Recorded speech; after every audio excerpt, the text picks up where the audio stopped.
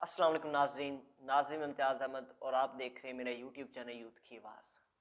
नाजरीन, जो इस वक्त पाकिस्तान की सियासत का माहौल है वो शदीद गर्म हो चुका है। जो गवर्नर पंजाब हैं उन्होंने एक और गैर आइनी इकदाम उठाया है और उन्होंने वज़ीर आला पंजाब जो हैं उनको डी नोटिफाई कर दिया है। और ये नोटिफिकेशन जारी करते हुए नोटिफिकेशन में उन्होंने लिखा है कि जी मुकर्ररा वक्त पर इन्होंने कॉन्फिडेंस का वोट नहीं लिया, इसलिए बातुल नज़र मुझे लगता ऐसा है कि ये अपनी जो अक्सरियत है असम्बली में वो खो चुके हैं, इसलिए मैं इनको डी नोटिफाई कर रहा हूँ। जब तक नए वज़ीर आला का इंतखाब नहीं होता ये वज़ीर आला के फ़राइज़ सर अंजाम देंगे, लेकिन जो इनकी कबीना है वो काम नहीं करेगी। तो ये कहा है गवर्नर पंजाब ने। इस पर नाज़रीन, जो स्पीकर पंजाब असम्बली हैं उन्होंने एक तीर छोड़ा है पीडीएम की जानिब और उस तीर से लगता है कि जो कुर्सी है गवर्नर की वो ख़तरे में है। उन्होंने ख़त लिखा है सदर को और वज़ीर आज़म साहब को कि जो इकदाम इन्होंने उठाया था पहले वो भी गैर आइनी था और जो इकदाम इन्होंने अब उठाया है वो भी गैर आइनी है। लिहाजा कानून के मुताबिक, आइन के मुताबिक इनके ऊपर कार्रवाई की जाए और इन्हें सज़ा दी जाए। ये मामला नाज़रीन अब आ गया है अदालतों की जानिब। अब देखना यह है कि अदालतें इसके ऊपर करती क्या हैं।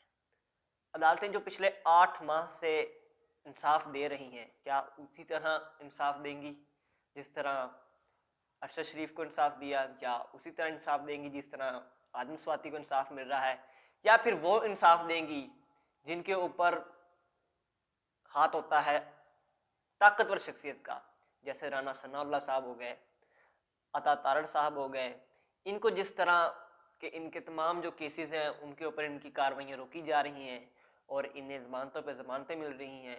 जो इनके लीडर हैं नवाज शरीफ साहब, वो चाहे वहाँ बैठे जो मर्जी कहते रहें, इनके ऊपर कोई केस नहीं बनता। जो इनकी बेटी हैं नवाज शरीफ साहब की, वो जहाँ जो मर्जी कहती रहें, जो मर्जी इदारों के खिलाफ बात करती रहें, उनके ऊपर कोई कार्रवाई नहीं होती। उनके जो तमाम केसेस हैं वो माफ़ हो रहे हैं और जो उनके चचा पर केसेस है, जो मौजूदा वज़ीर आज़म हैं, उनके केसेस माफ़ हो रहे हैं। तो देखना क्या है कि अदालत अब क्या इंसाफ करती है कि इस मुल्क की तरक्की, इस मुल्क की खुशहाली और इस मुल्क में अमन व इस्तेकाम लाने के लिए एक वाहिद रास्ता ये है कि मुल्क इंतखाबात की तरफ जाए।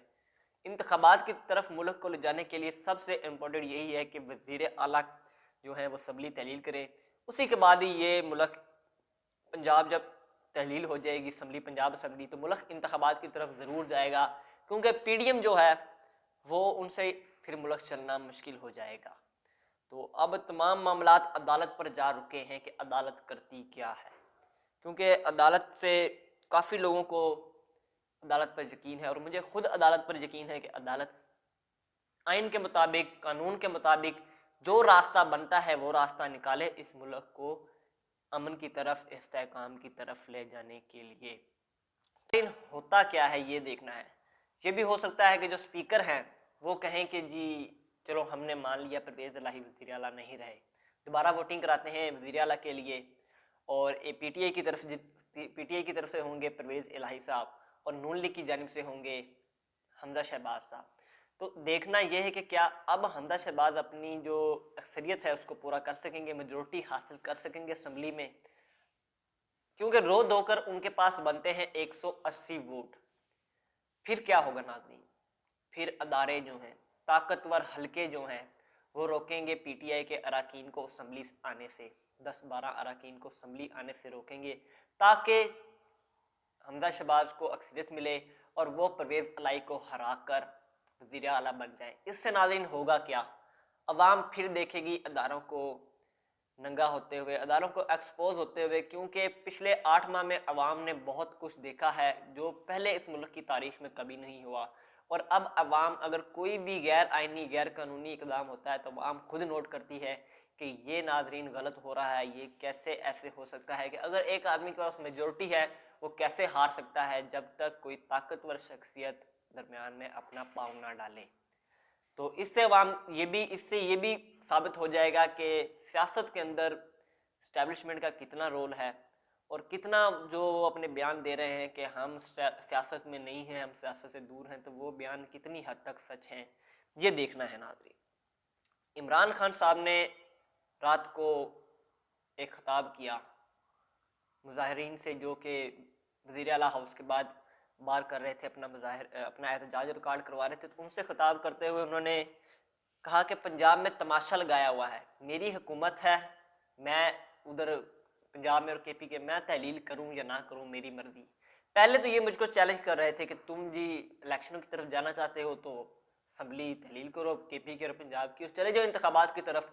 लेकिन अब जब मैंने असम्बलियाँ तहलील करने का कह दिया है तो ये दरमियान में कांटे बिछा रहे हैं, मुझे रोकने की कोशिश कर रहे हैं। क्यों नाज़रीन? अवाम सब जानती है, क्योंकि सबको पता है कि ये इंतखाबात की तरफ नहीं जाना चाहते। इनको पता है कि हम इंतखाबात की तरफ जाएंगे तो हमें अच्छे रगड़े लगने हैं अवाम की जानिब से।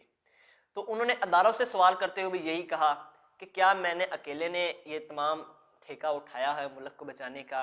इस वक्त जो मुल्क के हालात हैं वो सबको नज़र आ रहे हैं कि मुल्क किस तरफ जा रहा है। जिस तरह मुल्क में बेरोज़गारी बढ़ रही है, किस तरह मुल्क में ये इसकी मईशत बैठती चली जा रही है। मुल्क को अमन की तरफ लाने के लिए, तरक्की की तरफ लाने के लिए सिर्फ एक ही रास्ता है और वो रास्ता है इंतखाबात का।